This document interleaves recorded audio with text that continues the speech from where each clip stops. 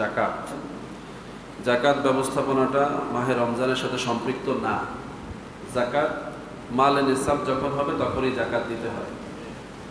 অর্থাৎ সম্পদশালী মানুষ যখনই তার সম্পদ নেসাব উত্তীর্ণ হবে, নেসাব মানে হচ্ছে 1 বছর অতিক্রান্ত হওয়া, জাকাতের সমপরিমাণ সম্পদ থাকা, এই দুইটাকে নেসাব বলে।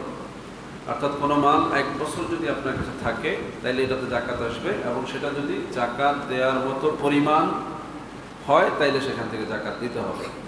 এছাড়া বছরের পর বছর জাকাতের সমমনে হয় না, নেসাব পরিমাণ হয় না, এরকম সম্পদ থাকলে কিছু আসবে যাবে না।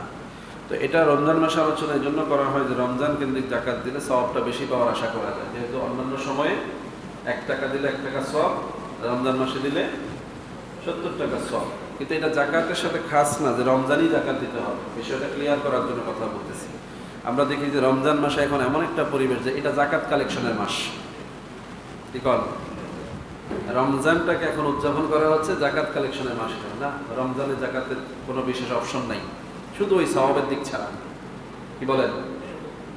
জাকাত ইসলামের মৌলিক ভিত্তি 5টার একটা, মৌলিক ভিত্তি যে 5টা তার একটা। কিছু বলবেন? জাকাত ইসলামের মৌলিক যে ভিত্তি 5টা, সেই 5টার একটা। শাহাদাতুল্লাহ ইলাহা ইল্লাল্লাহ ওয়া আন্না মুহাম্মাদুর রাসূলুল্লাহ ওয়া ইকামিস সালাত ওয়া ইতাইজ যাকাত ওয়াল হজ্জি ওয়াস সাওমি রমাদান। রমজান যেমন ইসলামের একটি মৌলিক বিধান, হজ যেমন একটি ইসলামের মৌলিক বিধান, রোজা, হজ, যাকাত, নামাজ, কালিমা এগুলো যেমন মৌলিক বিধান, এগুলো যেমন সারা বছর নির্দিষ্ট সময় সাপেক্ষে শুধু 2টা আমল, একটা হচ্ছে রোজার মাসে রোজা, হজের মাসে হজ। এই ছাড়া বাকি আমলগুলো সব সময়, নামাজ সারা বছর, ঈমান সারা বছর, যাকাতও সারা বছর। জাকাতের নির্দিষ্ট কোনো মৌসুম নাই। আপনার টাকা আজকে জমা হয়েছে, এটা থেকে 1 বছর পরে গিয়ে জাকাত ফরজ হয়ে যায়। কথা বুঝে আসছে কিনা? ফরজ হয়ে গেলে তাৎক্ষণিক আদায় করাটাই ইসলামের রীতিনীতি। যেমন হজ কারোর উপরে ফরজ হয়ে গেলে তাৎক্ষণিক আদায় করা, এটাই হচ্ছে হজের বিধান। ইয়াজিবুল আল ফাওরি আম আলা তারাকি, হজের ব্যাপারে বলা আছে এটা তাৎক্ষণিক ফরজ, বিলম্বে করার সুযোগ আছে যদি এই ব্যাপারে গ্যারান্টি দেওয়া যায় যে সে আগামী বছর জীবিত থাকবে। যদি কেউ এটা মনে করে যে আগামী বছর সে জীবিত থাকবে, তাহলে হজ ফরজ হওয়ার পরে দেরি করা যাবে। তো এই গ্যারান্টি কারো নাই। সুতরাং হজের ব্যাপারে বিধান হচ্ছে হজ ফরজ হয়ে গেলে হজ করে ফেলতে হবে। আমাদের দেশে এটাও মানা হয় না। আমাদের দেশে হজের বিধানকে বয়সের সাথে সম্পৃক্ত করা হয়, যে বয়স হলে হজ করবে, ছেলে পেলে বিয়ে দিয়ে সব কিছু শেষ করে একদম অবসর হয়ে হজ না। হজের ফরজটা এটা না। জাকাতের বিষয়টাও ঠিক সেম। জাকাত আপনাকে রমজানে দিতে হবে, বিষয়টা এরকম না। রমজানে দিলে আপনি বেশি সওয়াব পেতে পারেন, এটা আপনার একটা তমিজ। কিন্তু যখন থেকে আপনি সম্পদশালী হলেন, 1 বছর হলেই আপনার উপরে জাকাত খরচ হয়ে যায়। তো জাকাতের পরিমাণ নিয়ে প্রশ্ন আছে। আপনারা যারা ব্যবসা বাণিজ্য করেন আপনাদের নিশ্চয়ই এই বিষয়ে ধারণা থাকার কথা যে কী পরিমাণ সম্পদ থাকলে, কত টাকা থাকলে আপনাকে জাকাত দিতে হবে। যাদের স্বর্ণ গয়না আছে, রৌপ্য আছে, এগুলো কী পরিমাণ থাকলে দিতে হবে, এটা সারা বছর হিসাব করার বিষয়। এটা রমজান মাস আসলে মাদ্রাসার হুজুররা এসে চিঠি দিবে, ওনারা হিসাব করে টাকা নেবে, বিষয়টা এরকম না। কথা বুঝতেছেন? আমরা তো জাকাত টাকা এইভাবেই দিই। হুজুররা চিঠি দিলে খবর হয় আমার জাকাত দিতে হবে। বিভিন্ন মাদ্রাসার লোকেরা কালেকশন করবে, তারা আসবে, তাদের কাছে জাকাত উঠাই দেবে। এই একটা বিধান। আবার কিছু মানুষ আছে রমজানের ঈদ উপলক্ষে শাড়ি চুড়ি বিতরণ করবে, জাকাত উপলক্ষে লোকদেরকে দেখাবে যে আমি জাকাত দিচ্ছি। এটাও জাকাত আদায় হবে না। এটা রমজানের হাদিয়া বিতরণ হবে, রমজানের উপহার দেওয়া হবে, এটা জাকাত আদায় হবে না। জাকাত আদায় করতে হলে আপনাকে জাকাতের সময় থেকে নির্ধারিত সময়ের পরে নির্দিষ্ট যে 8 প্রকার মানুষ জাকাতের হকদার, তাদেরকে জাকাত দিতে হবে। জাকাতের মাসরাফ কয়টা? 8টা খাতে জাকাত দেয়া যাবে। ওই 8 খাতে যারা আছে তারা জাকাত প্রাপ্ত হবে। আপনি খুঁজে খুঁজে তাদেরকে দিবেন। বছরে একটা সময় তাদেরকে জড়ো করবেন এরকম না। এই জাকাত প্রাপ্ত লোকগুলো তো আরো আগেও জাকাত পাওয়ার অধিকার রাখে, তার প্রয়োজন তখন ছিল। আপনি বছরে 1 বছর ঘুরায় তাকে রমজানে এসে দিলেন, এই বছর রমজানের মাঝখানে এসে আজকে সকাল থেকে বিকাল পর্যন্ত দাঁড়িয়ে থাকবে, আপনি তাকে দিবেন। এই রোজাদারকে কষ্ট দেওয়ার অধিকার কে দিয়েছে? কি না? সমালোচনা করছি না, বোঝার জন্য বলছি যে জাকাতের বিষয়টাকে ইসলামী রাষ্ট্র সবচেয়ে বেশি গুরুত্ব দিয়েছে বলি সুবহানাল্লাহ। ইসলামে জাকাত ব্যবস্থা এটা হচ্ছে সবচেয়ে গুরুত্বপূর্ণ একটা বিষয়। কারণ এই জাকাতে সবার হক আছে, রোজায় রোজাদারের হক আছে, নামাজে নামাজির হক আছে, হজে হাজির হক আছে। কিন্তু জাকাতের উপরে ইসলামী রাষ্ট্রের ধর্মীয় লোক বিধর্মী লোক সকলের হক আছে, মুসলমান অমুসলমান সবার হক আছে। রাষ্ট্র ব্যবস্থাপনার জন্য জাকাত একটি গুরুত্বপূর্ণ বিষয়। তো আমাদের যেহেতু ইসলামী রাষ্ট্র না, সেক্ষেত্রে আমাদের ব্যক্তিগত রাষ্ট্র আছে। কি আছে? এই জায়গায় কিন্তু আমরা সবাই খলিফা। যেহেতু এদেশে জাকাতদাতা নিজেই দেয়, কি বলেন, জাকাতদাতা নিজেই ডিসাইড করে তার জাকাত কত এবং তিনি নিজেই বিতরণ করেন, তাইলে এটা দায়িত্ব কার? এটা ছিল ইসলামী রাষ্ট্রের প্রধান খলিফার দায়িত্ব ছিল এটা। খোলাফায়ে রাশিদিনরা জাকাত সংগ্রহ করতেন, রাষ্ট্র থেকে বিতরণ করতেন। হযরত আবু বকর জাকাতের জন্য যুদ্ধ করেছেন। রিদ্দার যুদ্ধ নামে একটা যুদ্ধ হয়েছে হযরত আবু বকরের আমলে। এটা ছিল জাকাত অস্বীকারীদের বিরুদ্ধে যুদ্ধ। কাদের বিরুদ্ধে? জাকাত অস্বীকারীদের বিরুদ্ধে যুদ্ধ। তিনি ঘোষণা দিয়েছিলেন খলিফা হওয়ার পরেই যে রাসূলের যুগে কেউ যদি একটি বকরির বাচ্চাও জাকাত দিয়ে থাকে, আমার সময় সে যদি এটা অস্বীকার করে, তার বিরুদ্ধে আমি যুদ্ধ করব। এবং তিনি তাই করেছেন। যারা জাকাত অস্বীকার করেছে তিনি তাদের বিরুদ্ধে জিহাদ করেছেন, রিদ্দার যুদ্ধ নামে যুদ্ধ পরিচালনা করেছেন, তাদেরকে পরাস্ত করেছেন, তাদের থেকে জাকাত আদায় করেছেন।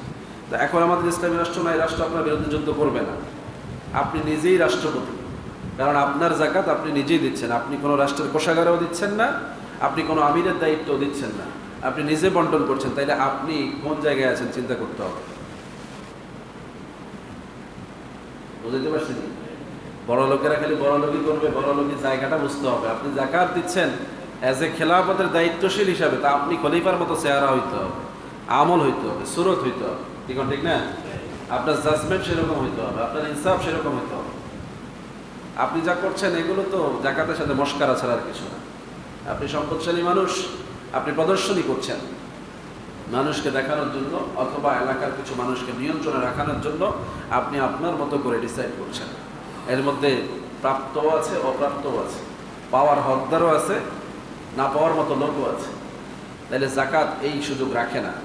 জাকাত যে ব্যক্তি প্রাপ্য না তাকে দেয়া যাবে না, দিলে সেটা আদায় হবে না, বরং এটা তসরুফ হবে। কি হবে? জাকাতের মাল আত্মসাৎ করা হবে।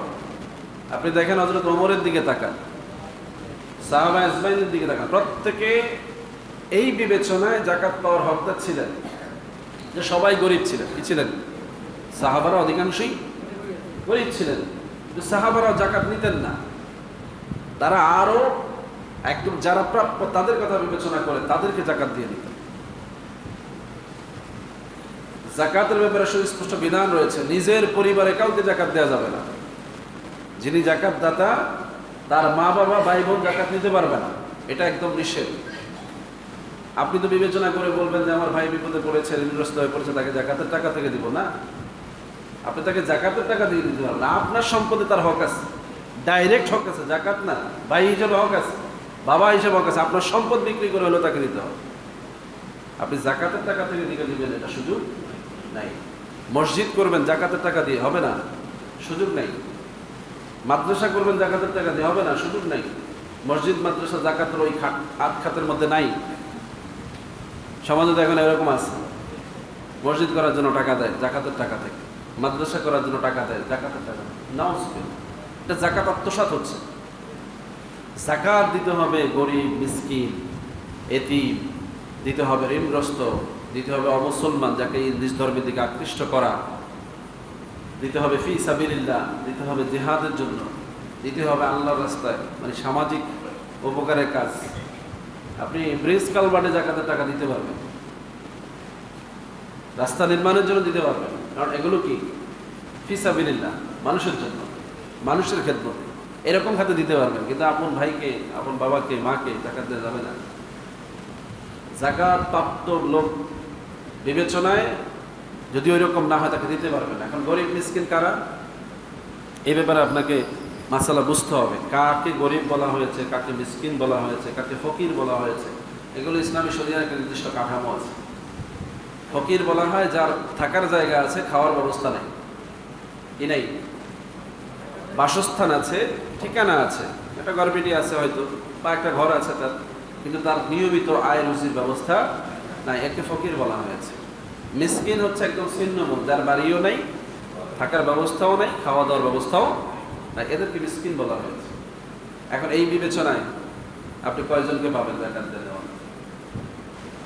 আমাদের দেশে অধিকাংশ গরিবদের অবস্থা আর একটু ভালো, ঘরবাড়িও আছে, আয় রুজিও আছে, ঠিক না?